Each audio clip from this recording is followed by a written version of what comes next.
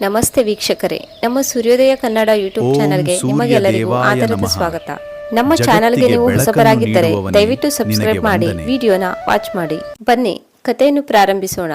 ಮಂಗಳೂರಿನ ಆ ಸಣ್ಣ ಹಳೆಯ ಮನೆಯ ಜಗುಲಿಯ ಮೇಲೆ ಕುಳಿತು ಚೈತ್ರ ತನ್ನ ಕ್ಯಾನ್ವಾಸ್ ಮೇಲೆ ಕುಂಚವನ್ನು ಆಡಿಸುತ್ತಿದ್ದಾಗ ಆಕೆಯ ಕಣ್ಣುಗಳಲ್ಲಿ ನಕ್ಷತ್ರಗಳಂತಹ ಹೊಳಪಿತ್ತು. ಕಡು ನೀಲಿ ಮತ್ತು ಬಂಗಾರದ ಬಣ್ಣಗಳ ಮಿಶ್ರಣದಿಂದ ಮೂಡಿ ಬರುತ್ತಿದ್ದ ಸೂರ್ಯಾಸ್ತದ ಚಿತ್ರ ಕೇವಲ ಬಣ್ಣಗಳ ಸಮೂಹವಾಗಿರಲಿಲ್ಲ, ಅದು ಆಕೆಯ ಒಳಮನಸ್ಸಿನ ಕನಸುಗಳ ಪ್ರತಿಬಿಂಬವಾಗಿತ್ತು. ಚೈತ್ರ ಹುಟ್ಟು ಕಲಾಕಾರ್ತಿ, ಬಣ್ಣಗಳೇ ಆಕೆಯ ಭಾಷೆ, ಲೇಖನಿಯೇ ಆಕೆಯ ಉಸಿರು. ಆದರೆ ಕಳೆದ 3 ವರ್ಷಗಳಿಂದ ಆಕೆಯ ಜೀವನ ಕೇವಲ ಬಣ್ಣಗಳಿಗೆ ಸೀಮಿತವಾಗಿರದೆ ಅದು ಆಕೆಯ ಪತಿ ಅರವಿಂದ್ನ ಸುತ್ತ ಸುತ್ತುತ್ತಿತ್ತು. ಅರವಿಂದ್ ಮಹತ್ವಾಕಾಂಕ್ಷಿ ಉದ್ಯಮಿ. ಆರಂಭದಲ್ಲಿ ಸಾಧಾರಣ ಹಿನ್ನೆಲೆಯಿಂದ ಬಂದವನಾದರೂ ಜಗತ್ತಿನ ಅತ್ಯಂತ ಶ್ರೀಮಂತ ವ್ಯಕ್ತಿಗಳ ಸಾಲಿನಲ್ಲಿ ನಿಲ್ಲಬೇಕೆಂಬುದು ಅವನ ಏಕೈಕ ಗುರಿಯಾಗಿತ್ತು. 3 ವರ್ಷಗಳ ಹಿಂದೆ ಚೈತ್ರಾಳ ಸರಳತೆ ಮತ್ತು ಆಕೆಯ ಅದ್ಭುತ ಚಿತ್ರಕಲೆಯ ಕೀರ್ತಿಯನ್ನು ನೋಡಿ ಅವಳನ್ನು ಪ್ರೀತಿಸಿ ಮದುವೆಯಾಗಿದ್ದ. ಚೈತ್ರಾಳಿಗೆ ಅರವಿಂದ್ ಎಂದರೆ ಪ್ರಾಣ. ಅವನ ಪ್ರತಿ ಆಸೆ, ಪ್ರತಿ ಕನಸನ್ನು ತನ್ನದೇ ಎಂದು ನಂಬಿದ್ದಳು. ಅರವಿಂದ್ನ ವ್ಯವಹಾರ ಆರಂಭದಲ್ಲಿ ಅಷ್ಟು ಲಾಭದಾಯಕವಾಗಿರಲಿಲ್ಲ.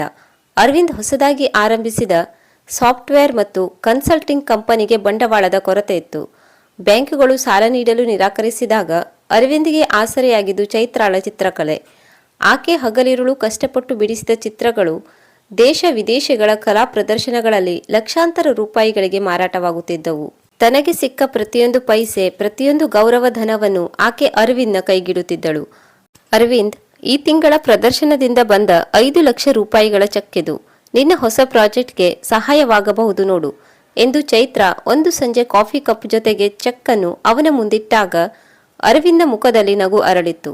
ಅರವಿಂದ್ ಅವಳನ್ನು ಹತ್ತಿರಕ್ಕೆ ಎಳೆದುಕೊಂಡು, ಚೈತ್ರ, ನೀನು ನನ್ನ ಜೀವನದ ಅದೃಷ್ಟ ದೇವತೆ. ನೀನಿಲ್ಲದಿದ್ದರೆ ನಾನು ಈ ಬಿಸ್ನೆಸ್ ಅನ್ನು ಇಷ್ಟು ದೊಡ್ಡದಾಗಿ ಬೆಳೆಸಲು ಸಾಧ್ಯವೇ ಇರಲಿಲ್ಲ. ನನ್ನ ಪ್ರತಿಯೊಂದು ಯಶಸ್ಸಿನಲ್ಲೂ ನಿನ್ನ ಪಾಲಿದೆ. ಈ ಕಷ್ಟದ ದಿನಗಳು ಕಳೆಯಲಿ. ನಿನಗೆ ಈ ಪ್ರಪಂಚದ ಎಲ್ಲಾ ಸುಖಗಳನ್ನು ತಂದುಕೊಡುತ್ತೇನೆ ಎಂದಿದ್ದ. ಚೈತ್ರ ಅವನ ಹೆಗಲ ಮೇಲೆ ತಲೆಯಿಟ್ಟು, ನನಗೆ ಪ್ರಪಂಚದ ಸುಖ ಬೇಡ ಅರವಿಂದ್. ನಿನ್ನ ಪ್ರೀತಿ ಮತ್ತು ನಿನ್ನ ಮುಖದಲ್ಲಿನ ಈ ನಗು ಎಂದೆಂದಿಗೂ ಹೀಗೆಯೇ ಇರಲಿ, ಅಷ್ಟೇ ಸಾಕು ಎಂದು ಮುಗ್ಧವಾಗಿ ಉತ್ತರಿಸಿದ್ದಳು. ಆದರೆ ಕಾಲ ಉರುಳಿದಂತೆ ಪರಿಸ್ಥಿತಿ ಬದಲಾಯಿತು. ಚೈತ್ರಾಳ ಶ್ರಮ ಮತ್ತು ಹಣದ ಬಲದಿಂದ Aravinda company S Global Technologies ಮಾರುಕಟ್ಟೆಯಲ್ಲಿ ಭದ್ರವಾಗಿ ನೆಲೆಯೂರಿತು. ವಿದೇಶಿ ಕಂಪನಿಯೊಂದರ ಜೊತೆ ನಡೆದ $multi-million ಒಪ್ಪಂದ ಅರವಿಂದನ್ನು ರಾತ್ರೋರಾತ್ರಿ ನಗರದ ಉನ್ನತ ಕೋಟ್ಯಾಧಿಪತಿಗಳ ಸಾಲಿಗೆ ತಂದು ನಿಲ್ಲಿಸಿತು. ಹಳೆಯ ಸಣ್ಣ ಮನೆ ಕಣ್ಮರೆಯಾಗಿ ಬೆಂಗಳೂರಿನ ಅತ್ಯಂತ ಪ್ರತಿಷ್ಠಿತ ಬಡಾವಣೆಯಲ್ಲಿ 3 ಅಂತಸ್ತಿನ ಐಷಾರಾಮಿ ಬಂಗಲೆ ತಲೆ ಎತ್ತಿತು. ಮನೆಗೆ ದುಬಾರಿ ಕಾರುಗಳು ಬಂದವು, ಸೇವಕರು ಬಂದರು. ಆದರೆ ಆ ಐಷಾರಾಮಿ ಬಂಗಲೆಯ ಜೊತೆಗೆ ಅರವಿಂದ್ನ ಮನಸ್ಸಿನಲ್ಲಿದ್ದ ಅಹಂಕಾರವು ದುಪ್ಪಟ್ಟಾಯಿತು. ಅರವಿಂದ್ ಈಗ ಕೇವಲ ದೊಡ್ಡ ಉದ್ಯಮಿಗಳೊಂದಿಗೆ, ರಾಜಕಾರಣಿಗಳೊಂದಿಗೆ ಮತ್ತು ನಗರದ ಹೈ ಸೊಸೈಟಿ ಜನರೊಂದಿಗೆ ಮಾತ್ರ ಓಡಾಡಲು ಶುರು ಮಾಡಿದ. ಹಳ್ಳಿ ಸೊಗಡಿನ ಸರಳ ಉಡುಗೆ ತೊಡುವ ಕೇವಲ ತನ್ನ ಕಲಾ ಪ್ರಪಂಚದಲ್ಲೇ ಇರುವ ಚೈತ್ರ ಈಗ ಅವನಿಗೆ ಔಟ್ ಡೇಟೆಡ್ ಆಗಿ ಕಾಣತೊಡಗಿದಳು. ದೊಡ್ಡ ಪಾರ್ಟಿಗಳಿಗೆ ಆಕೆಯನ್ನು ಕರೆದುಕೊಂಡು ಹೋಗಲು ಅವನು ಮುಜುಗರ ಪಡುತ್ತಿದ್ದ. ಒಂದು ದಿನ ಸಂಜೆ ಅರವಿಂದ್ನ ಕಂಪನಿಯ ಯಶಸ್ಸಿನ ದೊಡ್ಡ ಪಾರ್ಟಿ ಇತ್ತು. ಚೈತ್ರ ತನಗಿಷ್ಟವಾದ ರೇಷ್ಮೆ ಸೀರೆಯನ್ನುಟ್ಟು ಆಭರಣಗಳನ್ನು ಧರಿಸಿ ಕನ್ನಡಿಯ ಮುಂದೆ ನಿಂತಿದ್ದಳು. ಅರವಿಂದ್ ಕೋಣೆಯೊಳಗೆ ಬಂದವನೇ ಆಕೆಯನ್ನು ನೋಡಿ ಮುಖ ಸಿಂಡರಿಸಿಕೊಂಡನು. ಚೈತ್ರ, ಇದೇನು ನಿನ್ನ ಅವತಾರ? ಇವತ್ತಿನ ಪಾರ್ಟಿಗೆ ದೇಶದ ದೊಡ್ಡ ದೊಡ್ಡ ಕಂಪನಿಯ ಓನರ್ಗಳು, ಮಾಡೆಲ್ಗಳು ಬರುತ್ತಿದ್ದಾರೆ. ನೀನು ನೋಡಿದರೆ ಯಾವುದೋ ಹಳ್ಳಿ ಮದುವೆಗೆ ಹೋಗುವ ಹಾಗೆ ರೆಡಿಯಾಗಿದ್ದೀಯಾ? ನಿನಗೆ ಎಷ್ಟು ಸಲ ಹೇಳಬೇಕು ನನ್ನ ಸ್ಟೇಟಸ್ಗೆ ತಕ್ಕ ಹಾಗೆ ಇರಲು ಕಲಿ ಎಂದು? ಅರವಿಂದನ ಧ್ವನಿಯಲ್ಲಿ ತೀವ್ರ ಅಸಮಾಧಾನವಿತ್ತು. ಚೈತ್ರಾಳ ಕಣ್ಣುಗಳು ತೇವವಾದವು. ಅರವಿಂದ್, ಇದು ನೀನೇ ನನ್ನ ಮೊದಲ ಕಲಾ ಪ್ರದರ್ಶನದ ಯಶಸ್ಸಿನ ನೆನಪಿಗಾಗಿ ಕೊಡಿಸಿದ ಸೀರೆ. ನಿನಗೆ ಇದು ತುಂಬಾ ಇಷ್ಟ ಅಂತ? ಅವಳ ಮಾತು ಪೂರ್ತಿಯಾಗುವ ಮುನ್ನವೇ ಅರವಿಂದ್ ಮಧ್ಯ ಪ್ರವೇಶಿಸಿದ. ಅದು ಹಳೆ ಕತೆ ಚೈತ್ರ. ಆಗ ನಾನು ಸಾಮಾನ್ಯ ಅರವಿಂದ್ ಆಗಿದ್ದೆ. ಈಗ ನಾನು ಇಡೀ ನಗರವೇ ಗೌರವಿಸುವ ಉದ್ಯಮಿ. ನಿನ್ನ ಈ ಹಳೆಯ ಶೈಲಿ, ಈ ಮುಗ್ಧತೆಯ ನಾಟಕ ನನ್ನ ಬಿಸ್ನೆಸ್ ಸರ್ಕಲ್ನಲ್ಲಿ ನನ್ನ ಮರ್ಯಾದೆ ಕಳೆಯುತ್ತಿದೆ. ಸಾಕು, ನೀನು ಇವತ್ತು ಪಾರ್ಟಿಗೆ ಬರುವುದು ಬೇಡ, ಇಲ್ಲೇ ಇರು ಎಂದು ಕಠೋರವಾಗಿ ಹೇಳಿ ಚೈತ್ರಾಳನ್ನು ಅಲ್ಲೇ ಬಿಟ್ಟು ಕಾರಿನತ್ತ ನಡೆದ.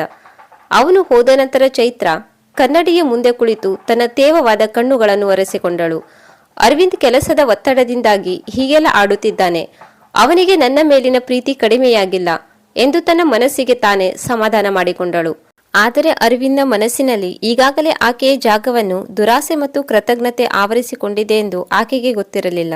ದಿನಗಳು ಕಳೆದಂತೆ ಅರವಿಂದ ನಡವಳಿಕೆ ಮತ್ತಷ್ಟು ಕ್ರೂರವಾಗುತ್ತಾ ಹೋಯಿತು. ಆಕೆಯೊಂದಿಗೆ ಮಾತನಾಡುವುದನ್ನು ಸಂಪೂರ್ಣವಾಗಿ ನಿಲ್ಲಿಸಿದ. ಚೈತ್ರ ಪ್ರೀತಿಯಿಂದ ಮಾಡಿದ ಅಡುಗೆಯನ್ನು ಇದು ನನ್ನ ಡಯಟ್ಗೆ ಸರಿ ಹೊಂದುವುದಿಲ್ಲ ಎಂದು ತಿರಸ್ಕರಿಸುತ್ತಿದ್ದ. ಮನೆಯಲ್ಲೇ ಇದ್ದರೂ ಚೈತ್ರ ಅನಾಥೆಯಂತೆ ಬದುಕುವ ಪರಿಸ್ಥಿತಿ ಬಂದೊದಗಿತ್ತು. ಒಂದು ಶುಕ್ರವಾರದ ರಾತ್ರಿ ಚೈತ್ರ ಅರವಿಂದ್ಗಾಗಿ ಕಾಯುತ್ತಾ ಡೈನಿಂಗ್ ಟೇಬಲ್ ಬಳಿ ಕುಳಿತಿದ್ದಳು. ರಾತ್ರಿ 12 ಆಗಿದ್ದರೂ ಅರವಿಂದ್ ಬಂದಿರಲಿಲ್ಲ. ಕೊನೆಗೂ ಕಾರಿನ ಹಾರ್ನ್ ಸದ್ದಾಯಿತು. ಅರವಿಂದ್ ಒಳಗೆ ಬಂದಾಗ ಅವನ ಕೈಯಲ್ಲಿ ಒಂದು ಕಪ್ಪು ಬಣ್ಣದ ಫೈಲ್ ಇತ್ತು. ಅವನ ಮುಖದಲ್ಲಿ ಯಾವುದೇ ಆಯಾಸವಿರಲಿಲ್ಲ, ಬದಲಿಗೆ ಒಂದು ರೀತಿಯ ನೆಮ್ಮದಿ ಇತ್ತು. ಅರವಿಂದ್ ತುಂಬಾ ತಡವಾಯಿತು. ಕೈಕಾಲು ತೊಳೆದುಕೊಂಡು ಬಾ, ಊಟ ಬಡಿಸುತ್ತೇನೆ. ನಿನ್ನಿಷ್ಟದ ಮಾವಿನಕಾಯಿ ಚಿತ್ರಾನ್ನ ಮಾಡಿದ್ದೇನೆ ಎಂದು ಚೈತ್ರ ಎದ್ದು ಬಂದು ಅವನ ಕೋಟನ್ನು ಕಳಚಲು ಹೋದಳು. ಅರವಿಂದ್ ಅವಳ ಕೈಯನ್ನು ಕೊಡವಿದನು. ಬೇಡ ಚೈತ್ರ, ನನಗೆ ಹಸಿವಿಲ್ಲ. ನಾನು ಹೊರಗಡೆ ತಾಜ್ ಹೋಟೆಲ್ನಲ್ಲಿ ಡಿನ್ನರ್ ಮುಗಿಸಿಕೊಂಡು ಬಂದಿದ್ದೇನೆ. ನಿನ್ನೊಂದಿಗೆ ಒಂದು ಮುಖ್ಯವಾದ ವಿಷಯ ಮಾತನಾಡಬೇಕಿದೆ. ಇಲ್ಲಿ ಕುಳಿತುಕೋ ಎಂದು ಹೇಳಿ ಸೋಫಾದ ಕಡೆ ಕೈ ತೋರಿಸಿದನು. ಅವನ ಗಂಭೀರ ಧ್ವನಿ ಕೇಳಿ ಚೈತ್ರಾಳ ಹೃದಯ ಜೋರಾಗಿ ಹೊಡೆದುಕೊಳ್ಳಲು ಆರಂಭಿಸಿತು. ಆಕೆ ನಿಧಾನವಾಗಿ ಸೋಫಾದ ಮೇಲೆ ಕುಳಿತಳು. ಅರವಿಂದ್ ತನ್ನ ಕೈಲಿದ್ದ ಫೈಲನ್ನು ಆಕೆಯ ಮುಂದಿದ್ದ ಗ್ಲಾಸ್ ಟೇಬಲ್ ಮೇಲೆ ಎಸೆದನು. ಇದೇನು ಅರವಿಂದ್? ಚೈತ್ರ ಗಾಬರಿಯಿಂದ ಕೇಳಿದಳು. ಇದು ಡೈವರ್ಸ್ ಪೇಪರ್. ನೀನು ತಡಮಾಡದೆ ಇದಕ್ಕೆ ಸಹಿ ಹಾಕಬೇಕು. ಅರವಿಂದ್ ಯಾವುದೇ ಭಾವನೆ ಇಲ್ಲದೆ ತಣ್ಣನೇ ಧ್ವನಿಯಲ್ಲಿ ಹೇಳಿದ. ಚೈತ್ರಾಳಿಗೆ ಭೂಮಿಯೇ ಕುಸಿದಂತಾಯಿತು. ಕಣ್ಣು ಕತ್ತಲೆ ಕಟ್ಟಿತು. ಡೈವರ್ಸ್? ಅರವಿಂದ್ ನೀನು ತಮಾಷೆ ಮಾಡುತ್ತಿದ್ದೀಯಾ ತಾನೆ? ನಾನು ಏನು ತಪ್ಪು ಮಾಡಿದೆ? ನನ್ನಿಂದ ಏನಾದರೂ ತಪ್ಪಾಗಿದ್ದರೆ ಹೇಳು, ನಾನು ತಿದ್ದಿಕೊಳ್ಳುತ್ತೇನೆ. ದಯವಿಟ್ಟು ಇಂಥ ತಮಾಷೆ ಮಾಡಬೇಡ. ಆಕೆಯ ಧ್ವನಿ ನಡುಗುತ್ತಿತ್ತು. ಅರವಿಂದ್ ಜೋರಾಗಿ ನಕ್ಕನು. ತಮಾಷೆ ಅಲ್ಲ ಚೈತ್ರ, ಇದು ನನ್ನ ನಿರ್ಧಾರ. ನೀನು ಮತ್ತು ನಾನು ಒಟ್ಟಿಗೆ ಬದುಕಲು ಸಾಧ್ಯವೇ ಇಲ್ಲ. ನಿನ್ನ ಮುಖವನ್ನು ನೋಡು, ನಿನ್ನ ಆಲೋಚನೆಗಳನ್ನು ನೋಡು. ಕೇವಲ ಬಣ್ಣದ ಬಕೆಟ್ ಹಿಡಿದು ಚಿತ್ರ ಬಿಡಿಸುವುದಷ್ಟೇ ನಿನಗೆ ಗೊತ್ತು. ನನ್ನ ಬಿಸ್ನೆಸ್ ಎಷ್ಟು ಎತ್ತರಕ್ಕೆ ಏರಿದೆ ಗೊತ್ತಾ? ಇತ್ತೀಚೆಗೆ ನಡೆದ ಅಂತಾರಾಷ್ಟ್ರೀಯ ಸಮ್ಮೇಳನದಲ್ಲಿ ನನ್ನನ್ನು ಅತ್ಯಂತ ದೊಡ್ಡ ಯುವ ಉದ್ಯಮಿ ಎಂದು ಗೌರವಿಸಿದ್ದಾರೆ. ಅಲ್ಲಿಗೆ ಬರುವ ದೊಡ್ಡ ದೊಡ್ಡ ಉದ್ಯಮಿಗಳ ಪತ್ನಿಯರನ್ನು ನೋಡಿದ್ದೀಯಾ? ಎಷ್ಟು ಸ್ಟೈಲಿಶ್ ಆಗಿ ಬರುತ್ತಾರೆ, ಹೇಗೆ ಇಂಗ್ಲಿಷ್ ಮಾತನಾಡುತ್ತಾರೆ, ಹೇಗೆ ವ್ಯವಹಾರದ ಬಗ್ಗೆ ಚರ್ಚಿಸುತ್ತಾರೆ. ಆದರೆ ನೀನು ನನ್ನ ಪಕ್ಕದಲ್ಲಿ ನಿಲ್ಲಲು ನಿನಗೆ ಯೋಗ್ಯತೆ ಇದೆಯೇ? ನನ್ನ ಅಂತಸ್ತಿಗೆ ನೀನು ಸರಿ ಹೊಂದುವುದಿಲ್ಲ ಚೈತ್ರ. ಅರವಿಂದ್ನ ಪ್ರತಿಯೊಂದು ಮಾತುಗಳು ಚೈತ್ರಳ ಹೃದಯಕ್ಕೆ ಈಟಿಯಂತೆ ಚುಚ್ಚಿದಂತಾಗುತ್ತಿತ್ತು. ಆಕೆ ಸೋಫಾದಿಂದ ಎದ್ದು ಅವನ ಕೈಗಳನ್ನು ಹಿಡಿದುಕೊಂಡಳು. ಅರವಿಂದ್, ಹಣ ಮತ್ತು ಅಂತಸ್ತು ಇಂದು ಇರಬಹುದು, ನಾಳೆ ಹೋಗಬಹುದು. ಆದರೆ ನಮ್ಮ ಪ್ರೀತಿ? ನೀನು ಕಷ್ಟದಲ್ಲಿದ್ದಾಗ ನಾನು ಹಗಲಿರುಳು ಕಣ್ಣೀರು ಸುರಿಸಿ ನನ್ನ ಕಲೆಯ ಮೂಲಕ ಹಣ ಗಳಿಸಿ ನಿನ್ನ ಕಂಪನಿಗೆ ಕೊಡಲಿಲ್ಲವೇ? ಅಂದು ನನ್ನ ಯೋಗ್ಯತೆ ನಿನಗೆ ನೆನಪಾಗಲಿಲ್ಲವೇ? ನೀನೇ ನನ್ನ ಅದೃಷ್ಟ ಅಂದಿದ್ದೆ ಅಲ್ವಾ? ಅರವಿಂದ್ ಆಕೆಯ ಕೈಗಳನ್ನು ಜೋರಾಗಿ ಕೊಡವಿ ತಳ್ಳಿದನು. ಆಕೆ ಕೆಳಗೆ ಬಿದ್ದಳು. ಅಂದು ನನಗೆ ಅನಿವಾರ್ಯವಿತ್ತು ಚೈತ್ರ. ಬಿಸ್ನೆಸ್ನಲ್ಲಿ ಭಾವನೆಗಳಿಗೆ ಜಾಗವಿಲ್ಲ, ಕೇವಲ ಲಾಭವಷ್ಟೇ ಮುಖ್ಯ. ಅಂದು ನೀನು ಕೊಟ್ಟ ಹಣಕ್ಕೆ ಪ್ರತಿಯಾಗಿ ನಾನು ನಿನಗೆ ಈ ಐಷಾರಾಮಿ ಬಂಗಲೆಯಲ್ಲಿ ಇರಲು ಜಾಗ ಕೊಟ್ಟಿದ್ದೇನೆ. ದುಬಾರಿ ಬಟ್ಟೆಗಳನ್ನು ಕೊಡಿಸಿದ್ದೇನೆ. ನಿನ್ನ ಸಾಲ ತೀರಿದೆ. ಈಗ ನನಗೆ ನಿನ್ನ ಅವಶ್ಯಕತೆ ಇಲ್ಲ. ನನ್ನ ಬಿಸ್ನೆಸ್ ಪಾರ್ಟ್ನರ್ ಶಾಲಿನಿ ಇದ್ದಾಳಲ್ಲ, ಆಕೆ ನನ್ನ ಮುಂದಿನ ಜೀವನದ ಸಂಗಾತಿ. ಆಕೆಯನ್ನು ಮದುವೆಯಾದರೆ ನನ್ನ ಬಿಸ್ನೆಸ್ ಮತ್ತಷ್ಟು ಬೆಳೆಯುತ್ತದೆ. ನೀನು ಕೇವಲ ನನ್ನ ಪ್ರಗತಿಗೆ ಅಡ್ಡಿಯಾಗುವ ಒಂದು ಕಲ್ಲು ಅಷ್ಟೇ. ಚೈತ್ರಾಳ ಕಣ್ಣುಗಳಿಂದ ಕಣ್ಣೀರು ಧಾರಾಕಾರವಾಗಿ ಹರಿಯುತ್ತಿತ್ತು. ಆಕೆಗೆ ತನ್ನ ಕಣ್ಣ ಮುಂದೆ ನಿಂತಿರುವುದು ತಾನು ಪ್ರಾಣಕ್ಕಿಂತ ಹೆಚ್ಚಾಗಿ ಪ್ರೀತಿಸಿದ ಪತಿಯಲ್ಲ, ಬದಲಿಗೆ ಹಣದ ಹಪಾಹಪಿಗೆ ಬಿದ್ದಿರುವ ಒಬ್ಬ ರಾಕ್ಷಸ ಎಂದು ಅರಿವಾಯಿತು. ಹಣಕ್ಕಾಗಿ ನೀನು ಇಷ್ಟು ಕೆಳಮಟ್ಟಕ್ಕೆ ಇಳಿಯುತ್ತೀಯ ಎಂದು ನಾನು ಅಂದುಕೊಂಡಿರಲಿಲ್ಲ ಅರವಿಂದ್. ಕಲೆಯ ಬೆಲೆ ನಿನಗೆ ಗೊತ್ತಿಲ್ಲ, ಕೃತಜ್ಞತೆ ಬೆಲೆಯೂ ನಿನಗೆ ಗೊತ್ತಿಲ್ಲ. ನಾನು ಈ ಪೇಪರ್ಸ್ಗೆ ಸಹಿ ಹಾಕುವುದಿಲ್ಲ. ನಾನು ನಿನ್ನನ್ನು ಪ್ರೀತಿಸಿ ಮದುವೆಯಾಗಿದ್ದೇನೆ, ನಿನ್ನ ಹಣವನ್ನಲ್ಲ. ಚೈತ್ರ ಧೈರ್ಯ ತಂದುಕೊಂಡು ನೇರವಾಗಿ ಹೇಳಿದಳು. ಅರವಿಂದ ಮುಖ ಕ್ರೋಧದಿಂದ ಕೆಂಪಾಯಿತು. ಅವನು ಆಕೆಯ ಕೂದಲನ್ನು ಜೋರಾಗಿ ಹಿಡಿದು ಎಳೆದು ಬಾಗಿಲಿನ ಕಡೆಗೆ ಕರೆದುಕೊಂಡು ಹೋದನು. ಅಹಂಕಾರ ತೋರಿಸಬೇಡ ಚೈತ್ರ. ಸಹಿ ಹಾಕದಿದ್ದರೆ ಕೋರ್ಟ್ ಮೂಲಕ ಹೇಗೆ ಡೈವರ್ಸ್ ಪಡೆಯಬೇಕೆಂದು ನನಗೆ ಗೊತ್ತು. ಆದರೆ ಈ ಕ್ಷಣದಿಂದ ನೀನು ನನ್ನ ಮನೆಯಲ್ಲಿ ಇರಲು ಅರ್ಹಳಲ್ಲ. ಇಲ್ಲಿಂದ ಈಗಲೇ ಹೊರನಡೆ ಎಂದು ಕಿರುಚುತ್ತಾ ಆಕೆಯನ್ನು ಹೊರಗೆ ತಳ್ಳಿದ. ಚೈತ್ರ ನೆಲದ ಮೇಲೆ ಬಿದ್ದಳು. ಅರವಿಂದ್ ಒಳಗಿನಿಂದ ಬಾಗಿಲನ್ನು ಜೋರಾಗಿ ಲಾಕ್ ಮಾಡಿದನು. ಆಕೆಯ ಸಣ್ಣ ಬ್ಯಾಗ್ ಮತ್ತು ಆಕೆಯ ಕೆಲವು ಬಣ್ಣಗಳನ್ನು ಕಿಟಕಿಯಿಂದ ಹೊರಗೆ ಎಸೆದನು. ರಾತ್ರಿಯ ಕತ್ತಲಲ್ಲಿ ನಿರ್ಜನ ರಸ್ತೆಯ ಮೇಲೆ ಚೈತ್ರ ಒಬ್ಬಂಟಿಯಾಗಿ ನಿಂತಿದ್ದಳು. ಆಕಾಶದಲ್ಲಿ ಮೋಡಗಳು ಕವಿದು ಜಿಟಿ ಜಿಟಿ ಮಳೆ ಪ್ರಾರಂಭವಾಗಿತ್ತು. ಮಳೆಯ ಹನಿಗಳು ಆಕೆಯ ಕಣ್ಣೀರನ್ನು ತೊಳೆದು ಹಾಕುತ್ತಿದ್ದರೂ ಆಕೆಯ ಒಳಮನಸ್ಸಿನ ನೋವನ್ನು ಕಡಿಮೆ ಮಾಡಲು ಸಾಧ್ಯವಿರಲಿಲ್ಲ. ತಾನು ಸರ್ವಸ್ವವನ್ನು ದಾರೆ ಎರೆದ ಮನೆ, ತಾನು ಪ್ರಾಣ ಅಂದುಕೊಂಡಿದ್ದ ಪತಿ, ತನ್ನ ಇಡೀ 3 ವರ್ಷಗಳ ಬದುಕು ಕೇವಲ ಒಂದು ಕ್ಷಣದಲ್ಲಿ ಧೂಳಿಪಟವಾಯಿತೆ. ಆಕೆ ತನ್ನ ಕುಂಚಗಳನ್ನು ಮತ್ತು ಬ್ಯಾಗನ್ನು ಕೈಯಲ್ಲಿ ಹಿಡಿದುಕೊಂಡು ಮಳೆಯಲ್ಲಿ ನೆನೆಯುತ್ತಾ ನಿಧಾನವಾಗಿ ಹೆಜ್ಜೆ ಇಡಲು ಆರಂಭಿಸಿದಳು. ಆಕೆಗೆ ಎಲ್ಲಿಗೆ ಹೋಗಬೇಕೆಂಬುದು ಗೊತ್ತಿರಲಿಲ್ಲ. ಆ ಇಡೀ ಜಗತ್ತಿನಲ್ಲಿ ಆಕೆ ಈಗ ಸಂಪೂರ್ಣವಾಗಿ ಅನಾಥೆಯಾಗಿದ್ದಳು. ಆದರೆ ಆಕೆಯ ಕಣ್ಣೀರಿನ ಹಿಂದೆ ಅರವಿಂದ್ನ ಕ್ರೌರ್ಯದ ವಿರುದ್ಧ ಮತ್ತು ಈ ವಿಧಿಯ ಆಟದ ವಿರುದ್ಧ ಒಂದು ಮೌನವಾದ ಆಕ್ರೋಶದ ಕಿಡಿ ಮೂಡಲು ಆರಂಭಿಸಿತ್ತು. ಮಂಗಳೂರಿನಲ್ಲಿ ದೋದೋ ಎಂದು ಸುರಿಯುತ್ತಿದ್ದ ಮಳೆ ಮತ್ತು ಅರವಿಂದ್ ನೀಡಿದ ಕ್ರೂರ ಆಘಾತದಿಂದ ಜರ್ಜರಿತಳಾದ ಚೈತ್ರಾಳಿಗೆ ಅಂದು ರಾತ್ರಿ ಆಸರೆ ಸಿಕ್ಕಿದ್ದು ಒಂದು ಸಣ್ಣ ರೈಲ್ವೆ ನಿಲ್ದಾಣದ ಬೆಂಚ್. ಕಣ್ಣೀರು ಬತ್ತಿ ಹೋಗಿತ್ತು. ಮನಸ್ಸು ಶೂನ್ಯವಾಗಿತ್ತು. ದೇಹ ವಿಪರೀತವಾಗಿ ನಡುಗುತ್ತಿತ್ತು. ಬೆಳಗಿನ ಜಾವವಾಗುತ್ತಿದ್ದಂತೆ ಆಕೆಗೆ ತಲೆಸುತ್ತು ಬಂದು ಇಡೀ ಭೂಮಿಯೇ ತಿರುಗಿದಂತಾಗಿ ಆಕೆ ಅಲ್ಲಿಯೇ ಕುಸಿದು ಬಿದ್ದಳು. ಕಣ್ಣು ಬಿಟ್ಟಾಗ ಆಕೆ ಇದ್ದದ್ದು ಒಂದು ಸರ್ಕಾರಿ ಆಸ್ಪತ್ರೆಯ ಸಾಮಾನ್ಯ ವಾರ್ಡ್ನಲ್ಲಿ. ಪಕ್ಕದಲ್ಲಿ ನಿಂತಿದ್ದ ದಯಾಮಯಿ ನರ್ಸೊಬ್ಬರು ಆಕೆಯ ಕೈ ಹಿಡಿದು ಮೃದುವಾಗಿ ನಕ್ಕರು. ಎಚ್ಚರವಾಯಿತಾ ಅಮ್ಮ, ನೀನು ತುಂಬಾ ನಿಶ್ಶಕ್ತಳಾಗಿದ್ದೀಯಾ. ಈ ಪರಿಸ್ಥಿತಿಯಲ್ಲಿ ನೀನು ಉಪವಾಸ ಇರಬಾರದು. ನಿನ್ನ ಆರೋಗ್ಯ ಅಷ್ಟೇ ಅಲ್ಲ, ನಿನ್ನ ಹೊಟ್ಟೆಯಲ್ಲಿ ಬೆಳೆಯುತ್ತಿರೋ ಮಗುವಿನ ಆರೋಗ್ಯವು ಮುಖ್ಯ ಅಲ್ವಾ ಎಂದರು. ಮಗು, ಆ ಒಂದು ಪದ ಚೈತ್ರಾಳ ಕಿವಿಗೆ ಬೀಳುತ್ತಿದ್ದಂತೆ ಆಕೆಯ ಇಡೀ ದೇಹದಲ್ಲಿ ಒಂದು ಹೊಸ ಚೈತನ್ಯ, ವಿಚಿತ್ರವಾದ ಸಂಚಲನ ಉಂಟಾಯಿತು. ಆಕೆ ತಕ್ಷಣವೇ ತನ್ನ ಹೊಟ್ಟೆಯ ಮೇಲೆ ಕೈಯಿಟ್ಟುಕೊಂಡಳು.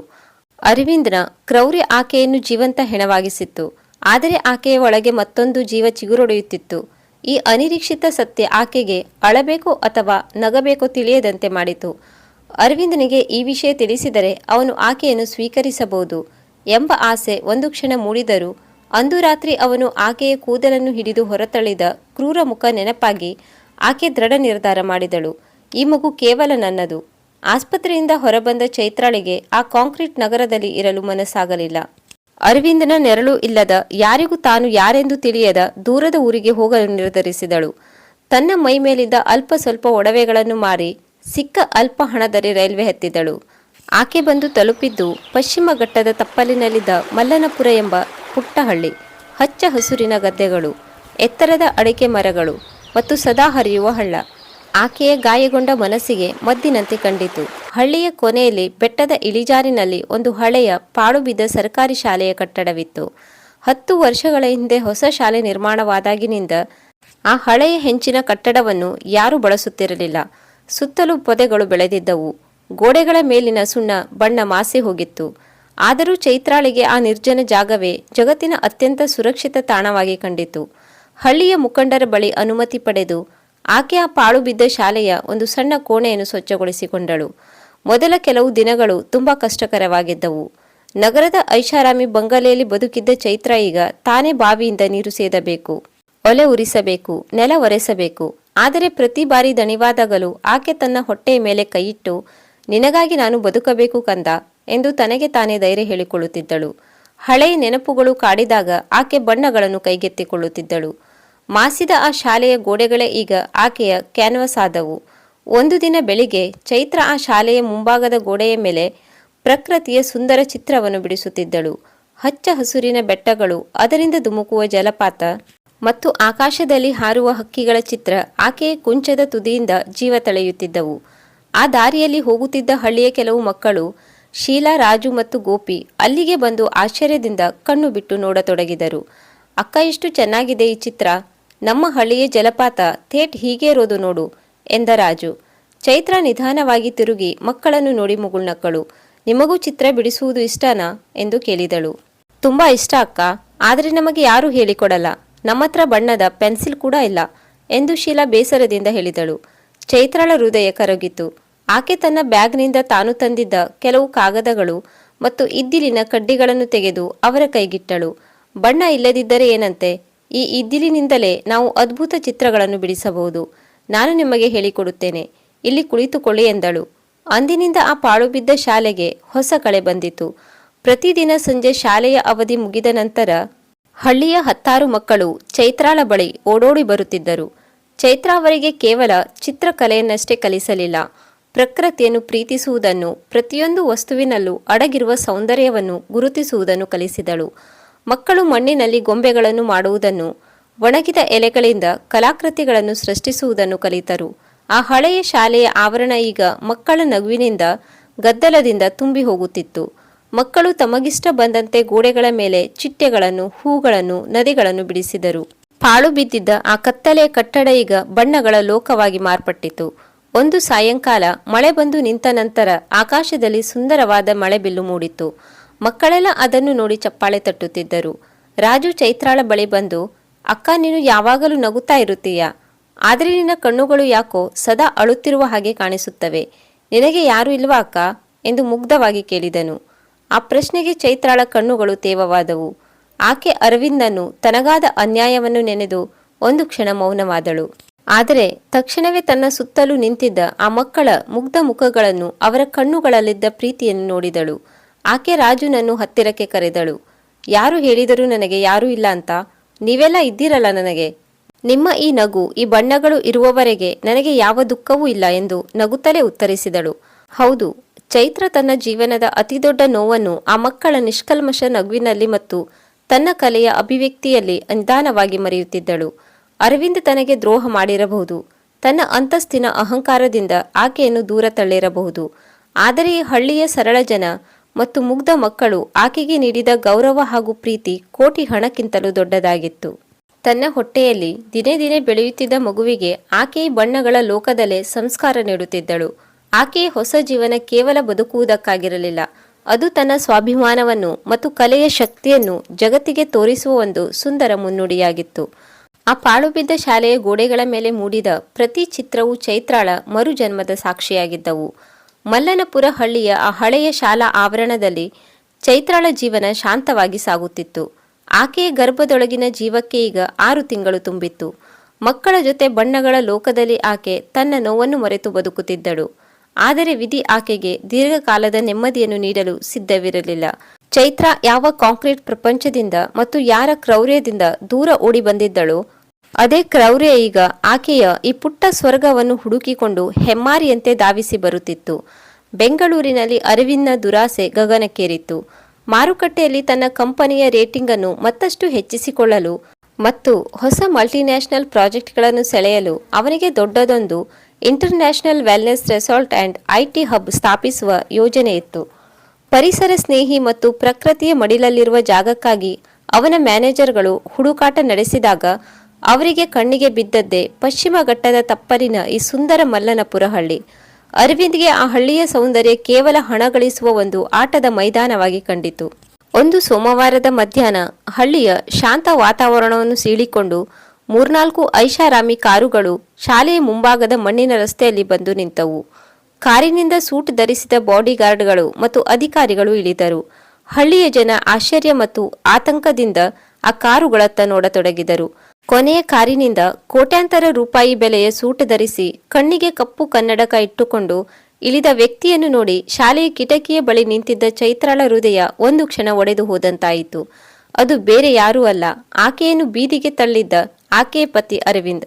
ಅರವಿಂದ್ ತನ್ನ ಅಧಿಕಾರಿಗಳೊಂದಿಗೆ ಸುತ್ತಲೂ ನೋಡುತ್ತಾ, ಗ್ರೇಟ್ ಲೊಕೇಶನ್, ಈ ಬೆಟ್ಟದ ಇಳಿಜಾರು, ಈ ಹಳೆಯ ಕಟ್ಟಡ ಇರುವ ಜಾಗವೇ ನಮ್ಮ ರೆಸಾರ್ಟ್ನ ಮುಖ್ಯ ದ್ವಾರಕ್ಕೆ ಮತ್ತು ಲೌಂಜ್ಗೆ ಸೂಕ್ತವಾಗಿದೆ. ಈ ಹಳೆಯ ಪಾಳು ಬಿದ್ದ ಶಾಲೆಯನ್ನು ಮೊದಲು JCB ತಂದು ಕೆಡವಿ ಹಾಕಿ ಎಂದು ಗರ್ವದಿಂದ ಆದೇಶಿಸುತ್ತಿದ್ದ. ಅವನ ಧ್ವನಿ ಕೇಳಿ ಚೈತ್ರಾಳಿಗೆ ಒಂದು ಕ್ಷಣ ಗಾಬರಿಯಾಯಿತು.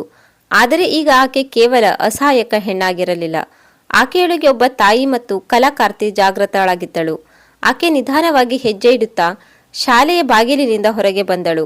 ಅರವಿಂದ್ ಬಾಗಿಲಿನತ್ತ ತಿರುಗಿದಾಗ ಆಕೆಯನ್ನು ನೋಡಿ ದಿಗ್ಭ್ರಮೆಗೊಂಡನು. ಕೇವಲ ಸಾಧಾರಣ ಕಾಟನ್ ಸೀರೆಯುಟ್ಟು ಕೈಯಲ್ಲಿ ಕುಂಚ ಹಿಡಿದು ಗರ್ಭಿಣಿಯಾಗಿ ತನ್ನೆದುರು ಗಂಭೀರವಾಗಿ ನಿಂತಿರುವ ಚೈತ್ರಾಳನ್ನು ಅವನು ನಿರೀಕ್ಷಿಸಿರಲಿಲ್ಲ. ಆದರೆ ತಕ್ಷಣವೇ ಅವನ ಮುಖದಲ್ಲಿ ಕ್ರೂರವಾದ ನಗು ಮೂಡಿತು. ಓಹೋ, ಯಾರಿದು? ನಮ್ಮ ಮಾಜಿ ಪತ್ನಿ, ಮಹಾನ್ ಕಲಾಕಾರ್ತಿ ಚೈತ್ರ ಅವರ?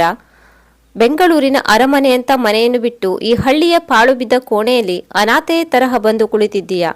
ಅಂದಹಾಗೆ ಇದೇನು ಎಂದು ಆಕೆಯ ಹೊಟ್ಟೆಯ ಕಡೆ ಕೈ ತೋರಿಸಿ ವಿಕೃತವಾಗಿ ನಕ್ಕನು. ಚೈತ್ರ ತನ್ನ ಹೊಟ್ಟೆಯ ಮೇಲೆ ಕೈಯಿಟ್ಟುಕೊಂಡು ಕಣ್ಣುಗಳಲ್ಲಿ ಬೆಂಕಿಯುಗುಳುತ್ತಾ ನೇರವಾಗಿ ಅವನ ಕಣ್ಣುಗಳನ್ನು ನೋಡಿ ಹೇಳಿದಳು, ಇದು ನನ್ನ ಮಗು ಅರವಿಂದ್. ನಿನ್ನ ಸ್ವಾರ್ಥ ಮತ್ತು ದುರಾಸೆಯ ನೆರಳು ಸೋಕದಂತೆ ಬೆಳೆಯುತ್ತಿರುವ ನನ್ನ ಬದುಕಿನ ಆಶಾಕಿರಣ. ಇಲ್ಲಿಗೆ ನೀನು ಯಾಕೆ ಬಂದಿದ್ದೀಯಾ? ಅರವಿಂದ್ ಜೋರಾಗಿ ನಕ್ಕನು. ನನ್ನದೇ ಮಗು ಹೊಟ್ಟೆಯಲ್ಲಿದ್ದರೂ ಡೈವರ್ಸ್ ಕೊಟ್ಟು ಹೊರಹಾಕಿದೆ ಎಂದು ನನಗೇನು ಪಶ್ಚಾತ್ತಾಪವಿಲ್ಲ ಚೈತ್ರ. ಏಕೆಂದರೆ ನನ್ನ ಸ್ಟೇಟಸ್ಗೆ ಇಂತಹ ಹಳ್ಳಿ ಹೆಣ್ಣು ಮತ್ತು ಆಕೆಯ ಮಗು ಸರಿ ಹೊಂದುವುದಿಲ್ಲ. ಇರಲಿ, ನಾನು ಇಲ್ಲಿಗೆ ಬಂದಿದ್ದು ಬಿಸ್ನೆಸ್ಗಾಗಿ. ಈ ಇಡೀ ಜಾಗವನ್ನು ನನ್ನ ಕಂಪನಿ ಸರ್ಕಾರದಿಂದ ಲೀಸ್ಗೆ ಪಡೆದಿದೆ. ಇಲ್ಲಿ ಅಂತಾರಾಷ್ಟ್ರೀಯ ಮಟ್ಟದ ರೆಸಾರ್ಟ್ ತಲೆ ಎತ್ತಲಿದೆ. ಮುಂದಿನ ವಾರವೇ ಈ ಹಳೆಯ ಶಾಲೆಯನ್ನು ಜೆಸಿಬಿ ತಂದು ಧೂಳಿಪಟ ಮಾಡುತ್ತೇವೆ. ನೀನು ನಿನ್ನ ಸಾಮಾನುಗಳನ್ನು ಕಟ್ಟಿಕೊಂಡು ಈ ಕ್ಷಣವೇ ಇಲ್ಲಿಂದ ತೊಲಗುವುದು ನಿನಗೂ ಮತ್ತು ನಿನ್ನ ಹೊಟ್ಟೆಯಲ್ಲಿರುವ ಮಗುವಿಗೂ ಒಳ್ಳೆಯದು. ಈ ಮಾತು ಕೇಳಿ ಹಳ್ಳಿಯ ಮುಖಂಡರಾದ ಶಿವರಾಮೇಗೌಡರು ಮತ್ತು 10 ಜನ ಅಲ್ಲಿಗೆ ಧಾವಿಸಿ ಬಂದರು. ಏನಪ್ಪ ಇದು? ಈ ಶಾಲೆ ಹಳೆಯದಾಗಿದ್ದರೂ ನಮ್ಮ ಹಳ್ಳಿಯ ಹೆಣ್ಣುಮಗಳು ಇಲ್ಲಿ ಮಕ್ಕಳಿಗೆ ಚಿತ್ರಕಲೆ ಹೇಳಿಕೊಡುತ್ತಿದ್ದಾಳೆ. ನಮ್ಮ ಹಳ್ಳಿಯ ಜಮೀನನ್ನು, ಈ ಪರಿಸರವನ್ನು ಹಾಳುಗೆಡವಿ ರೆಸಾರ್ಟ್ ಕಟ್ಟಲು ನಾವು ಬಿಡುವುದಿಲ್ಲ ಎಂದು ಆಕ್ರೋಶ ವ್ಯಕ್ತಪಡಿಸಿದರು. ಅರವಿಂದ್ ತನ್ನ ಕೈಲಿದ್ದ ಸರ್ಕಾರಿ ಆದೇಶದ ಪತ್ರಗಳನ್ನು ಗಾಳಿಯಲ್ಲಿ ಬೀಸುತ್ತಾ, ಏ ಮುದುಕ, ಕಾನೂನು ಮತ್ತು ಹಣದ ಶಕ್ತಿ ನಿನಗೆ ಗೊತ್ತಿಲ್ಲ. ಈ ಜಮೀನಿನ ಅಧಿಕೃತ ಪತ್ರಗಳು ನನ್ನ ಕೈಲಿವೆ. ನನ್ನ ದಾರಿಗೆ ಅಡ್ಡ ಬಂದರೆ ನಿಮ್ಮನ್ನೆಲ್ಲ ಜೈಲಿಗೆ ಹಾಕಿಸುತ್ತೇನೆ ಎಂದು ಬೆದರಿಸಿದನು. ತದನಂತರ ಚೈತ್ರಾಳ ಹತ್ತಿರ ಬಂದು ಕಿವಿಯಲ್ಲಿ ಕಠೋರವಾಗಿ ಪಿಸುಗುಟ್ಟಿದನು. ಬೆಂಗಳೂರಿನಲ್ಲೇ ನಿನ್ನನ್ನು ಬೀದಿಗೆ ತಳ್ಳಿದವನು ನಾನು. ಈ ಸಣ್ಣ ಹಳ್ಳಿಯಲ್ಲಿ ನನ್ನನ್ನು ಎದುರಿಸಲು ನಿನಗೆ ಎಷ್ಟು ಧೈರ್ಯ? ನಿನ್ನ ಮಗು ಜೀವಂತವಾಗಿ ಈ ಭೂಮಿಗೆ ಬರಬೇಕಾದರೆ ಸುಮ್ಮನೆ ಇಲ್ಲಿಂದ ಓಡಿ ಹೋಗು. ಇಲ್ಲದಿದ್ದರೆ ಏನಾಗುತ್ತದೆ ಎಂದು ನಿನಗೆ ಗೊತ್ತು. ಅರವಿಂದ್ ಅಹಂಕಾರದಿಂದ ಕಾರು ಹತ್ತಿ ಹೊರಟು ಹೋದ. ಹಳ್ಳಿಯ ಜನರೆಲ್ಲ ಆತಂಕದಿಂದ ಕೈ ಹಿಸುಕಿಕೊಳ್ಳತೊಡಗಿದರು. ಚೈತ್ರಮ್ಮ, ಇವನು ತುಂಬಾ ದೊಡ್ಡ ಮನುಷ್ಯನಂತೆ ಕಾಣುತ್ತಾನೆ. ಹಣದ ಬಲ ಇರುವವರ ಮುಂದೆ ನಮ್ಮಂತಹ ಬಡವರ ಆಟ ನಡೆಯುತ್ತಾ ತಾಯಿ? ನಮ್ಮ ಶಾಲೆ, ನಮ್ಮ ಹಳ್ಳಿ ನಾಶವಾಗಿ ಹೋಗುತ್ತಾ ಎಂದು ಮಕ್ಕಳು ಅಳಲು ಪ್ರಾರಂಭಿಸಿದರು. ಮಕ್ಕಳ ಕಣ್ಣೀರನ್ನು ನೋಡಿದ ಚೈತ್ರಾಳ ಮನಸ್ಸಿನಲ್ಲಿ ಸುನಾಮಿ ಎದ್ದಿತು. ಅರವಿಂದ್ ನನ್ನ ಬದುಕನ್ನು ಕಿತ್ತುಕೊಂಡಿದ್ದು ಆಯಿತು. ಆದರೆ ಈಗ ನನ್ನ ಮಗುವಿನ ಭವಿಷ್ಯವನ್ನು ಮತ್ತು ಇಡೀ ಹಳ್ಳಿಯ ಶಾಂತಿಯನ್ನು ಕದಡಲು ಬಂದಿದ್ದಾನೆ. ನಾನು ಇನ್ನು ಮೌನವಾಗಿರಬಾರದು ಎಂದು ನಿರ್ಧರಿಸಿದಳು. ಆಕೆ ಶಿವರಾಮೇಗೌಡರ ಕೈ ಹಿಡಿದು ಹೇಳಿದಳು, ಗೌಡ್ರೆ, ಹೆದರಬೇಡಿ. ಹಣ ಮತ್ತು ಅಧಿಕಾರ ಇರುವವರಿಗೆ ಕೇವಲ ಕಾಗದದ ಪತ್ರಗಳಷ್ಟೇ ಶಕ್ತಿ ಇರಬಹುದು. ಆದರೆ ನಮಗೆ ಈ ಮಣ್ಣಿನ ಮತ್ತು ಸತ್ಯದ ಶಕ್ತಿ ಇದೆ. ನಾನು ಅವನ ವಿರುದ್ಧ ಕಾನೂನು ಹೋರಾಟ ಮಾಡುತ್ತೇನೆ. ಈ ಶಾಲೆಯನ್ನು ಕೆಡವಲು ನಾನು ಬಿಡುವುದಿಲ್ಲ. ಮರುದಿನವೇ ಚೈತ್ರ ಹಳ್ಳಿಯ ಜನರ ಸಹಿ ಸಂಗ್ರಹಿಸಿ ಪರಿಸರ ಸಂರಕ್ಷಣಾ ಮಂಡಳಿಗೆ ಮತ್ತು ನ್ಯಾಯಾಲಯಕ್ಕೆ ಅರ್ಜಿಯೊಂದನ್ನು ಸಲ್ಲಿಸಲು ಸಿದ್ಧತೆ ನಡೆಸಿದಳು. ಹಳ್ಳಿಯ ಯುವಕರನ್ನು ಒಟ್ಟುಗೂಡಿಸಿ ಅರವಿಂದ ಕಂಪನಿಯ ವಿರುದ್ಧ ಪ್ರತಿಭಟನೆಗೆ ಸಿದ್ಧತೆ ನಡೆಸಿದಳು. ಚೈತ್ರಾಳ ಈ ಧೈರ್ಯ ಅರವಿಂದ್ಗೆ ದೊಡ್ಡ ತಲೆನೋವಾಗಿ ಪರಿಣಮಿಸಿತು. ಅವನಿಗೆ ಪರಿಸರ ಇಲಾಖೆಯಿಂದ ನೋಟಿಸ್ ಬರಲಾರಂಭಿಸಿತು. ಇದರಿಂದ ಕೆರಳಿದ ಅರವಿಂದ್ ಕ್ರೂರವಾದ ಸಂಚು ರೂಪಿಸಿದನು. ಕಾನೂನಿನ ಮೂಲಕ ಆಕೆಯನ್ನು ಮುಗಿಸಲು ಸಾಧ್ಯವಿಲ್ಲ ಎಂದು ತಿಳಿದು ರೌಡಿಗಳನ್ನು ಕಳುಹಿಸಿ ಚೈತ್ರಾಳನ್ನು ಹೆದರಿಸಲು ನಿರ್ಧರಿಸಿದನು. ಒಂದು ರಾತ್ರಿ ಹಳ್ಳಿಯ ಜನ ನಿದ್ರಿಸುತ್ತಿದ್ದಾಗ ಚೈತ್ರ ಶಾಲೆಯ ಕೋಣೆಯಲ್ಲಿ ಕುಳಿತು ಚಿಮಣಿ ದೀಪದ ಬೆಳಕಿನಲ್ಲಿ ಹಳ್ಳಿಯ ನಕ್ಷೆಯನ್ನು ಸಿದ್ಧಪಡಿಸುತ್ತಿದ್ದಳು. ಇದ್ದಕ್ಕಿದ್ದಂತೆ 4-5 ಜನ ರೌಡಿಗಳು ಕೈಯಲ್ಲಿ ಮಾರಕಾಸ್ತ್ರಗಳನ್ನು ಹಿಡಿದು ಕೋಣೆಯೊಳಗೆ ನುಗ್ಗಿದರು. ಅವರು ಅಲ್ಲಿದ್ದ ಕಲಾಕೃತಿಗಳನ್ನು, ಮಕ್ಕಳ ಚಿತ್ರಗಳನ್ನು ಬೇಕಾಬಿಟ್ಟಿಯಾಗಿ ಹರಿದು ಹಾಕಿದರು. ಬಣ್ಣದ ಬಕೆಟ್ಗಳನ್ನು ನೆಲಕ್ಕೆ ಚೆಲ್ಲಿದರು. ಅವರಲ್ಲೊಬ್ಬ ಚೈತ್ರಾಳಿಗೆ ಮಚ್ಚು ತೋರಿಸಿ, ಏ ಹೆಂಗಸೆ, ನಾಳೆ ಬೆಳಗಾಗುವುದರೊಳಗೆ ಈ ಕೇಸ್ ವಾಪಸ್ ತಗೊಂಡು ಇಲ್ಲಿಂದ ಕಾಲ್ಕೀಳಬೇಕು. ಇಲ್ಲದಿದ್ದರೆ ನಿನ್ನ ಹೊಟ್ಟೆಯಲ್ಲಿರುವ ಮಗು ಈ ಪ್ರಪಂಚವನ್ನೇ ನೋಡುವುದಿಲ್ಲ, ನೆನಪಿಟ್ಟುಕೋ ಎಂದು ಅರಚಿದನು. ಚೈತ್ರ ಹೆದರಿ ಹಿಂದೆ ಸರಿದಾಗ ಮತ್ತೊಬ್ಬ ರೌಡಿ ಆಕೆಯ ಟೇಬಲ್ ಮೇಲಿದ್ದ ಚಿಮಣಿ ದೀಪವನ್ನು ನೆಲಕ್ಕೆ ತಳ್ಳಿ ಕೋಣೆಗೆ ಬೆಂಕಿ ಹೆಚ್ಚಲು ಯತ್ನಿಸಿದನು. ಆದರೆ ಚೈತ್ರ ಧೈರ್ಯ ಕಳೆದುಕೊಳ್ಳಲಿಲ್ಲ. ಆಕೆ ಜೋರಾಗಿ ಶಾಲೆಯ ಗಂಟೆಯನ್ನು ಬಾರಿಸತೊಡಗಿದಳು. ಗಂಟೆಯ ಸದ್ದನ್ನು ಕೇಳಿ ಇಡೀ ಹಳ್ಳಿಯ ಜನ ಕೈಯಲ್ಲಿ ಕಟ್ಟಿಗೆ, ಕಲ್ಲು ಹಿಡಿದು ಶಾಲೆಯ ಕಡೆಗೆ ಓಡಿ ಬಂದರು. ಜನ ಬರುತ್ತಿರುವುದನ್ನು ನೋಡಿ ರೌಡಿಗಳು ಅಲ್ಲಿಂದ ಕಾಲ್ಕಿತ್ತರು. ಕೋಣೆಯಲ್ಲಿದ್ದ ಬೆಂಕಿಯನ್ನು ಆರಿಸಿದ ನಂತರ ಹಳ್ಳಿಯ ಜನ ಚೈತ್ರಾಳನ್ನು ನೋಡಿ ಗಾಬರಿಯಾದರು. ಆಕೆಯ ಕೈಗಳು ಬಣ್ಣ ಮತ್ತು ಮಣ್ಣಿನಿಂದ ಮುಚ್ಚಿ ಹೋಗಿದ್ದವು. ಕಣ್ಣುಗಳಲ್ಲಿ ದಿಗಿಲಿತ್ತಾದರೂ ಆಕೆ ಸೋಲೊಪ್ಪಿಕೊಳ್ಳುವಂತೆ ಕಾಣುತ್ತಿರಲಿಲ್ಲ. ಶಿವರಾಮೇಗೌಡರು, ಅಮ್ಮ ಚೈತ್ರ, ಇವನು ನಿನ್ನ ಪ್ರಾಣಕ್ಕೆ ಕೈ ಹಾಕುತ್ತಿದ್ದಾನೆ. ನಮಗಾಗಿ ನಿನ್ನ ಮತ್ತು ಮಗುವಿನ ಪ್ರಾಣವನ್ನು ಅಪಾಯಕ್ಕೆ ಒಡ್ಡಬೇಡ ತಾಯಿ. ಈ ಜಾಗವನ್ನು ಅವನಿಗೆ ಬಿಟ್ಟು ಕೊಟ್ಟು ಬಿಡೋಣ ಎಂದರು. ಚೈತ್ರ ತನ್ನ ಕಣ್ಣೀರನ್ನು ಒರೆಸಿಕೊಂಡು ನೆಲದ ಮೇಲೆ ಬಿದ್ದಿದ್ದ ತನ್ನ ಕುಂಚವನ್ನು ಕೈಗೆತ್ತಿಕೊಂಡಳು. ಆಕೆಯ ಕೈಗಳು ನಡುಗುತ್ತಿದ್ದರೂ ಧ್ವನಿಯಲ್ಲಿ ತೀವ್ರವಾದ ದೃಢತೆ ಇತ್ತು. ಇಲ್ಲ ಗೌಡ್ರೆ, ಈಗ ಹಿಂದೆ ಸರಿದರೆ ಅರವಿಂದನಂತಹ ಕ್ರೂರಿಗಳಿಗೆ ನಾವೇ ದಾರಿ ಮಾಡಿಕೊಟ್ಟ ಹಾಗೆ ಆಗುತ್ತದೆ. ಅವನು ನನ್ನನ್ನು ಹೆದರಿಸುತ್ತಿರಬಹುದು, ಆದರೆ ನನ್ನೊಳಗಿನ ಕಲಾಕಾರ್ತಿಯನ್ನಲ್ಲ. ನನ್ನ ಪ್ರಾಣ ಹೋದರೂ ಸರಿ, ಈ ಹಳ್ಳಿಯ 1 ಇಂಚು ಮಣ್ಣನ್ನು ಆ ಕೃತಜ್ಞನ ಕೈಗೆ ಸಿಗಲು ಬಿಡುವುದಿಲ್ಲ. ಈ ಸವಾಲನ್ನು ನಾನು ಸ್ವೀಕರಿಸುತ್ತೇನೆ. ಬಣ್ಣಗಳ ಶಕ್ತಿ ಏನು ಎಂಬುದನ್ನು ನಾನು ಅವನಿಗೆ ತೋರಿಸಿಕೊಡುತ್ತೇನೆ ಎಂದು ಸಿಂಹಿಣಿಯಂತೆ ಗರ್ಜಿಸಿದಳು. ಅರವಿಂದನ ಅಹಂಕಾರ ಮತ್ತು ಅಟ್ಟಹಾಸದ ವಿರುದ್ಧ ಚೈತ್ರಾಳ ಈ ಮಹಾ ಹೋರಾಟ ಈಗ ಒಂದು ಹೊಸ ತಿರುವು ಪಡೆಯಲು ಸಿದ್ಧವಾಗಿತ್ತು. ರೌಡಿಗಳ ದಾಳಿ ಮತ್ತು ಅರವಿಂದ ಪ್ರಾಣ ಬೆದರಿಕೆಯ ನಂತರ ಮಲ್ಲನಪುರ ಹಳ್ಳಿಯಲ್ಲಿ ಒಂದು ರೀತಿಯ ಮೌನ ಆವರಿಸಿತ್ತು. ಆದರೆ ಆ ಮೌನ ಅಸಹಾಯಕತೆಯದ್ದಾಗಿರಲಿಲ್ಲ. ಅದು ಬಿರುಗಾಳಿ ಏಳುವ ಮೊದಲಿನ ನಿಶ್ಶಬ್ದವಾಗಿತ್ತು. ಚೈತ್ರಾಳಿಗೆ ಚೆನ್ನಾಗಿ ಗೊತ್ತಿತ್ತು, ಕೇವಲ ಕೋರ್ಟು ಕಚೇರಿ ಅಥವಾ ಪ್ರತಿಭಟನೆಗಳ ಮೂಲಕ ಅರವಿಂದ್ನಂತಹ ಅಂತಾರಾಷ್ಟ್ರೀಯ ಮಟ್ಟದ ಪ್ರಭಾವಿ ಉದ್ಯಮಿಯನ್ನು ಸೋಲಿಸುವುದು ಸುಲಭವಲ್ಲ.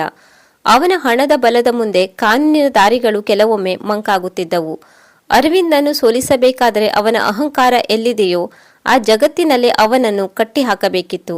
ಆಕೆಗೆ ನೆನಪಾಯಿತು, ಅರವಿಂದ್ ಯಾವಾಗ ನಿನ್ನ ಬಣ್ಣದ ಬಕೆಟ್ ನನ್ನ ಅಂತಸ್ತಿಗೆ ಸರಿಹೊಂದುವುದಿಲ್ಲ ಎಂದು ಆಕೆಯ ಕಲೆಯನ್ನು ಹೀಯಾಳಿಸಿದ್ದನು, ಅದೇ ಕಲೆಯನ್ನು ಆಕೆ ಈಗ ತನ್ನ ಬ್ರಹ್ಮಾಸ್ತ್ರವನ್ನಾಗಿ ಮಾಡಿಕೊಳ್ಳಲು ನಿರ್ಧರಿಸಿದಳು. ಚೈತ್ರಾ ಶಾಲೆಯ ಆ ದೊಡ್ಡ ಕೋಣೆಯನ್ನು ಸ್ವಚ್ಛಗೊಳಿಸಿದಳು. ನೆಲದ ಮೇಲೆ ಚೆಲ್ಲಿದ್ದ ಬಣ್ಣಗಳನ್ನೇ ಒಟ್ಟುಗೂಡಿಸಿದಳು. ಆಕೆಯ ಗರ್ಭದಲ್ಲಿದ್ದ ಮಗುವಿಗೆ ಈಗ 8 ತಿಂಗಳು ತುಂಬುತ್ತಾ ಬಂದಿತ್ತು. ದೈಹಿಕವಾಗಿ ಆಕೆಗೆ ವಿಪರೀತ ಆಯಾಸವಾಗುತ್ತಿದ್ದರೂ ಮನಸ್ಸಿನಲ್ಲಿದ್ದ ಛಲ ಆಕೆಯನ್ನು ನಿದ್ದೆ ಮಾಡಲು ಬಿಡುತ್ತಿರಲಿಲ್ಲ.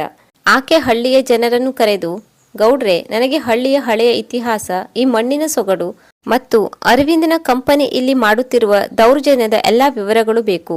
ನಾನು ಒಂದು ಮಹಾಚಿತ್ರವನ್ನು ಸೃಷ್ಟಿಸಬೇಕಾಗಿದೆ ಎಂದಳು. ಅಂದಿನಿಂದ ಹಗಲಿರುಳು ಚೈತ್ರಾಳ ತಪಸ್ಸು ಆರಂಭವಾಯಿತು.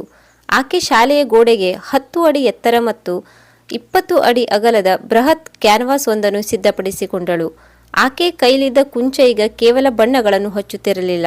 ಅದು ಹಳ್ಳಿಯ ಜನರ ಆಕ್ರೋಶವನ್ನು, ಕಣ್ಣೀರನ್ನು, ಪ್ರಕೃತಿಯ ಆರ್ತನಾದವನ್ನು ಮತ್ತು ಅರವಿಂದ್ನ ದುರಾಸೆಯ ಕರಾಳ ಮುಖವನ್ನು ಕ್ಯಾನ್ವಾಸ್ ಮೇಲೆ ಜೀವಂತವಾಗಿ ಕೆತ್ತುತ್ತಿತ್ತು.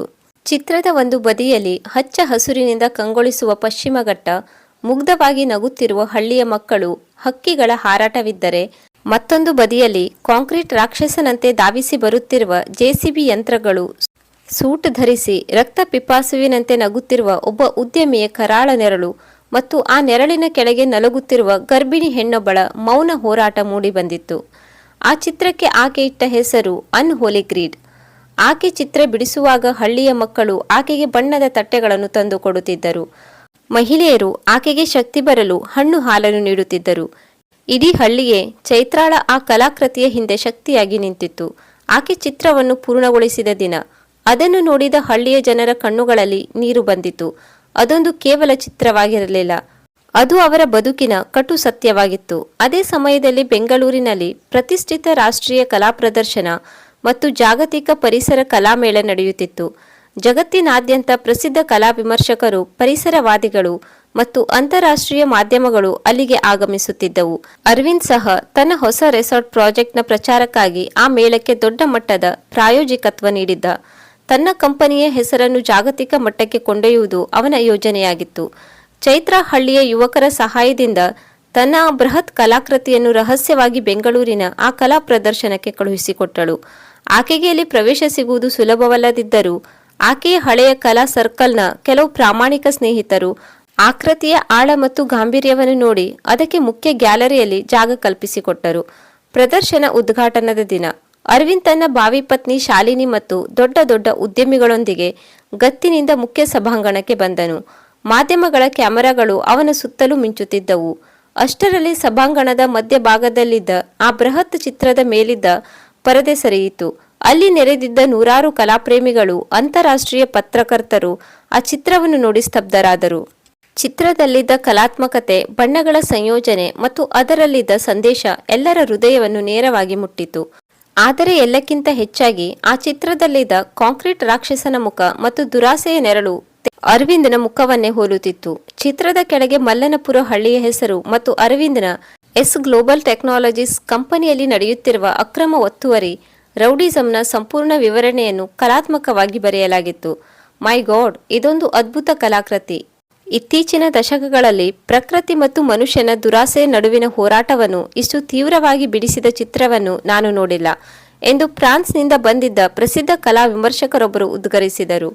ಕ್ಷಣಾರ್ಧದಲ್ಲಿ ಮಾಧ್ಯಮಗಳ ಮೈಕ್ರೋಫೋನ್ಗಳು ಅರವಿಂದ ಮುಖದ ಮುಂದೆ ಬಂದು ನಿಂತವು. ಮಿಸ್ಟರ್ ಅರವಿಂದ್, ಈ ಚಿತ್ರದಲ್ಲಿರುವ ಕಾರ್ಪೊರೇಟ್ ರಾಕ್ಷಸನ ಮುಖ ನಿಮ್ಮನ್ನೇ ಹೋಲುತ್ತಿದೆಯಲ್ಲ? ಪರಿಸರ ಸ್ನೇಹಿ ರೆಸಾರ್ಟ್ ಹೆಸರಿನಲ್ಲಿ ನೀವು ಮಲ್ಲನಪುರ ಎಂಬ ಹಳ್ಳಿಯನ್ನು ಧ್ವಂಸ ಮಾಡುತ್ತಿದ್ದೀರಾ? ಒಬ್ಬ ಗರ್ಭಿಣಿ ಮಹಿಳೆಯ ಮೇಲೆ ರೌಡಿಗಳಿಂದ ದಾಳಿ ಮಾಡಿಸಿದ್ದೀರಾ? ಇದಕ್ಕೆ ನಿಮ್ಮ ಉತ್ತರವೇನು ಎಂದು ಪತ್ರಕರ್ತರು ಪ್ರಶ್ನೆಗಳ ಸುರಿಮಳೆ ಕರೆದರು. ಅರವಿಂದ್ನ ಮುಖ ಬಿಳುಚಿಕೊಂಡಿತು. ಜಗತ್ತಿನ ಮುಂದೆ ತಾನು ಪರಿಸರ ಸ್ನೇಹಿ ಎಂದು ಬಿಂಬಿಸಿಕೊಳ್ಳಲು ಹೊರಟಿದ್ದಾಗ ತನ್ನದೇ ಮಾಜಿ ಪತ್ನಿಯ ಒಂದು ಚಿತ್ರ ಇಡೀ ಜಗತ್ತಿನ ಮುಂದೆ ತನ್ನ ಅಸಲಿ ಮುಖವನ್ನು ಅನಾವರಣಗೊಳಿಸಿತ್ತು.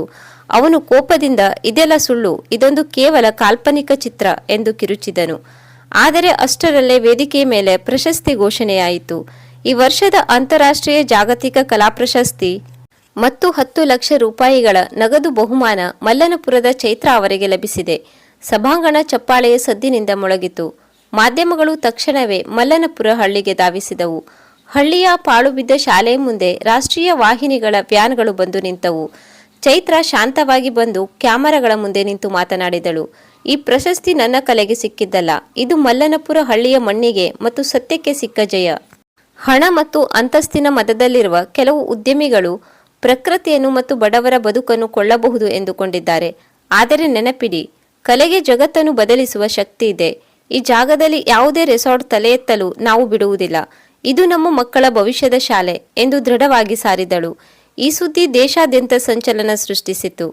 ಪರಿಸರ ಸಚಿವಾಲಯ ತಕ್ಷಣವೇ ಕಾರ್ಯಪ್ರವೃತ್ತರಾಗಿ ಅರವಿಂದ್ನ ಕಂಪನಿಗೆ ನೀಡಲಾಗಿದ್ದ ಜಮೀನಿನ ಲೀಸ್ ಆದೇಶವನ್ನು ರದ್ದುಗೊಳಿಸಿತು. ಅಷ್ಟೇ ಅಲ್ಲದೆ ಹಳ್ಳಿಯಲ್ಲಿ ರೌಡಿಗಳನ್ನು ಬಿಟ್ಟು ದಾಳಿ ಮಾಡಿಸಿದ ಆರೋಪದ ಮೇಲೆ ಅರವಿಂದ್ನ ವಿರುದ್ಧ ನ್ಯಾಯಾಂಗ ತನಿಖೆಗೆ ಆದೇಶ ಹೊರಡಿಸಲಾಯಿತು. ಅರವಿಂದ್ನ ಷೇರು ಮಾರುಕಟ್ಟೆಯ ಮೌಲ್ಯ ರಾತ್ರೋರಾತ್ರಿ ಕುಸಿಯಿತು. ಅವನೊಂದಿಗೆ ಒಪ್ಪಂದ ಮಾಡಿಕೊಳ್ಳಬೇಕಾಗಿದ್ದ ವಿದೇಶಿ ಕಂಪನಿಗಳು ಅವನ ಕರಾಳ ಮುಖವನ್ನು ನೋಡಿ ಒಪ್ಪಂದದಿಂದ ಹಿಂದೆ ಸರಿದವು.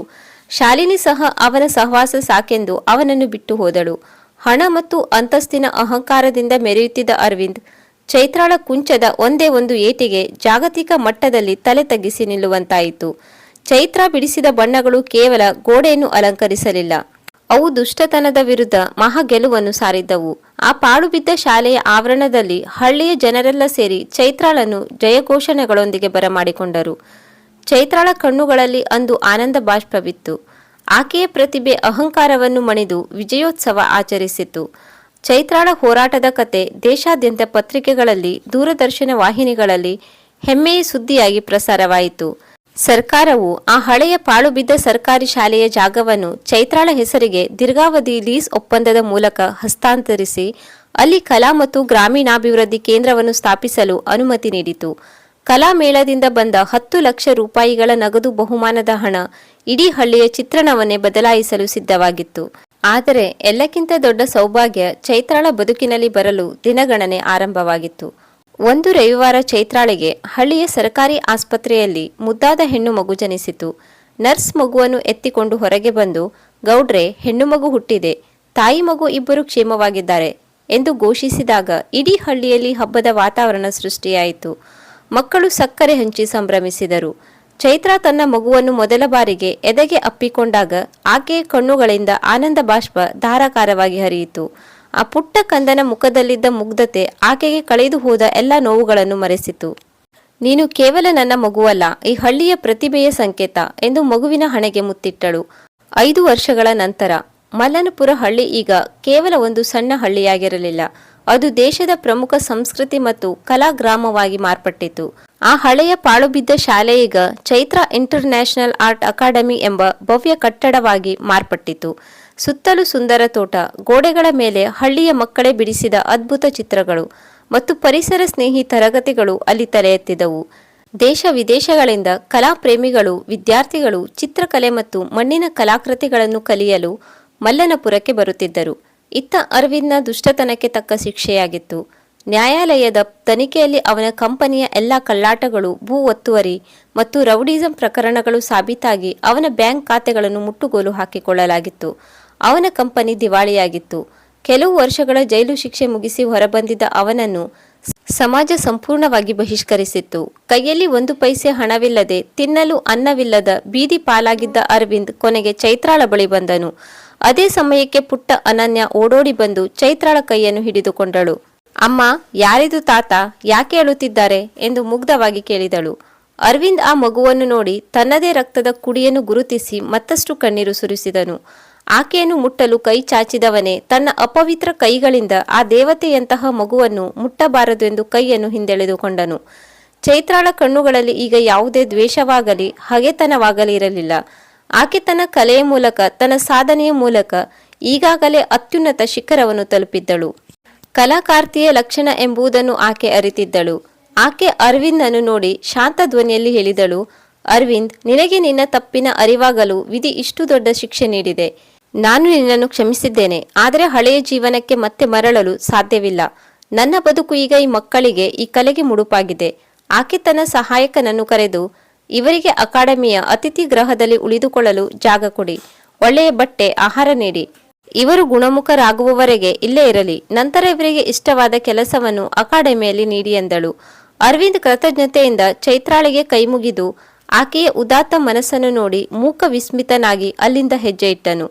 ವೀಕ್ಷಕರೇ, ಅಹಂಕಾರ ಮತ್ತು ದುರಾಸೆ ಮನುಷ್ಯನನ್ನು ಎಷ್ಟು ಎತ್ತರಕ್ಕೆ ಕೊಂಡೊಯ್ದರೂ ಅಂತಿಮವಾಗಿ ವಿನಾಶದ ಹಾದಿಗೆ ತಳ್ಳುತ್ತದೆ. ಆದರೆ ಸತ್ಯ, ಕಷ್ಟಪಟ್ಟು ಗಳಿಸಿದ ಪ್ರತಿಭೆ ಮತ್ತು ಆತ್ಮವಿಶ್ವಾಸ ಸದಾಕಾಲ ಜಗತ್ತಿನಲ್ಲಿ ಗೌರವಯುತವಾಗಿ ಬದುಕುವಂತೆ ಮಾಡುತ್ತದೆ. ವೀಕ್ಷಕರೇ, ನಮ್ಮ ಕಥೆಯ ಬಗ್ಗೆ ನಿಮ್ಮ ಅನಿಸಿಕೆ ಅಭಿಪ್ರಾಯಗಳನ್ನು ಕಮೆಂಟ್ ಮೂಲಕ ತಿಳಿಸಿ. ಹಾಗೆ ನಮ್ಮ ಕಥೆ ಇಷ್ಟವಾಗಿದ್ದರೆ ಒಂದು ಲೈಕ್ ಕೊಡಿ ಹಾಗೂ ಶೇರ್ ಮಾಡಿ. ಹೊಸ ಕಥೆಯೊಂದಿಗೆ ಮತ್ತೊಮ್ಮೆ ಭೇಟಿಯಾಗೋಣ. ಸದಾಕಾಲ ನಗುತ್ತಿರಿ. ಧನ್ಯವಾದಗಳು.